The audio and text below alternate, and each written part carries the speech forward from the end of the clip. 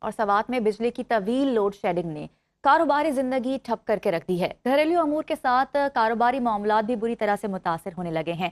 اسی حوالے سے مزید ڈیٹیلز جان لیتے ہیں عبداللہ شیری سے۔ عبداللہ بتائیے۔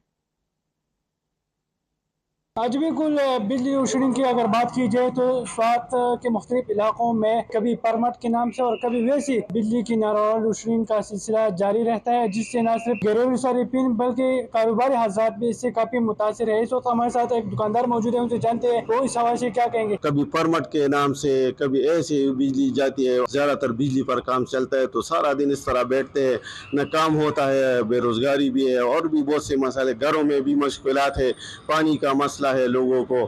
تو یہ جو ناروا سلوک کیا جا رہا ہے ہمارا خاص کر کانجو کے علاقے میں، جو بجلی کا لوٹیشن بدستور جاری ہے، تو برائے مہربانی اس کا مستقل طریقہ کوئی حل نکال دے تاکہ ہمارے عوام کو، یہاں کے کاروباری حضرات کو یہ تکالیف اٹھانا نہ پڑے۔ کچھ بھی جی آپ نے ان کی باتیں جائیں تو یہاں پر بہت سارے لوگوں سے ہماری بات ہوئی تو ان کا یہ کہنا ہے کہ کبھی پرمٹ کے نام پر اور کبھی ویسی بھی لوڈ کی جاتی ہے، جس سے ہمارا کاروبار جو ہے وہ کافی متاثر ہو رہا ہے۔